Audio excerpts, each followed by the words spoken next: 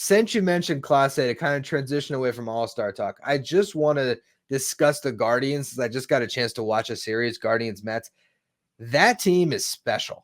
That Guardians team takes advantage of every opportunity they get. That Guardians team has an unbelievable bullpen. And Emmanuel Clase, how often do you see a closer get saves 3 games in a row? He did that first 2 games against the Mets in this series and the final one in their prior series.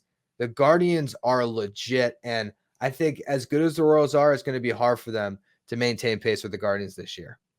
And you've got a first-time manager, but that first-time manager is Stephen Vogt, and you say, "Oh, okay, I think that makes sense." And you've got a team that previously was managed by a Hall of Fame manager. He will be there, Terry Francona, and just an entire organization that I think, we've talked many times about the Cardinal way and different teams, the Yankee way in various sorts, right? Of how you hold yourself and you deal with the media, things of that nature. But the Guardians way is very much a thing, the way they're able to draft, develop players, take advantage of situations. I mean, Emmanuel Clase came over for Corey Kluber, right? They were basically dumping a contract to Texas, and they said, "Oh yeah, we'll take this really young flamethrower." And and I think Emmanuel Clase is the best closer in baseball right now. What is he, 26 years old? So, I mean, the dude's absolutely fantastic. So yeah, Cleveland, really special. They're always that team where, despite the fact you might not know who's on their roster, they're going to plug someone in. They are going to find a spot. David Fry is one of those names. You go, who is that exactly? I honestly didn't know before this week, but I learned, right? Kyle Manzardo was a player that came over from Tampa last year in the Aaron Savali trade. So they do an amazing job around the edges, and from top to bottom in that organization, they are to be believed in. And with Stephen Vogt at the helm, yeah, the Cleveland Guardians are a special class, like you said. And you know what? Also, I caught on to as well is Jose Ramirez is right there in the Kyle Tucker class of underappreciated superstars, and he's a guy that is a real dark horse this year to win the MVP.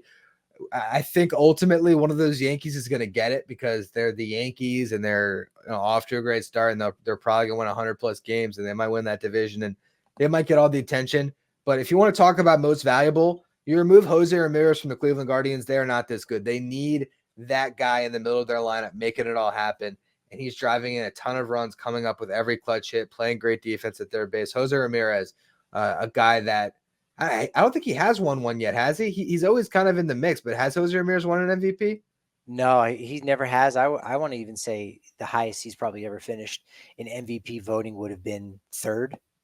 Yeah. Maybe was there 2 in there, but I would probably guess 3 would be the closest. No, he did have a second place finish in 2020, 2 third place finishes, a 4th, a 6th, and then last year 10th. So he's always there as that linchpin, for the Cleveland Guardians, because other than him, I think the next 2 biggest names, if you will, in that lineup are Josh Naylor. People are starting to find out about him a little bit more, and Andres Jimenez, who, 2 guys that are 26 and 25 years old, respectively, both coming over in trades where Cleveland had to be smart. Josh Naylor coming over in something like a 10-player deal, right? When Mike Clevenger was the linchpin there, going to San Diego, and Cleveland gets a bunch of guys back. And Andres Jimenez, one of the last pieces left over from the Francisco Lindor deal. So that's how they're able to sustain this, but it's almost with discarded pieces. Other than Jose Ramirez, almost all of them are discarded pieces that are just really playing up in that system.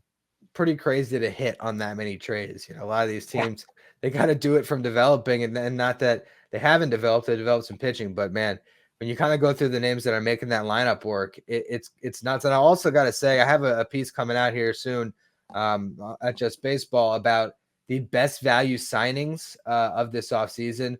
Ben Lively, a guy that they picked up off the scrap heap, who is pitching to a low 3s ERA, and it's been great for them since Shane Bieber went down. So they're doing a lot right there in Cleveland.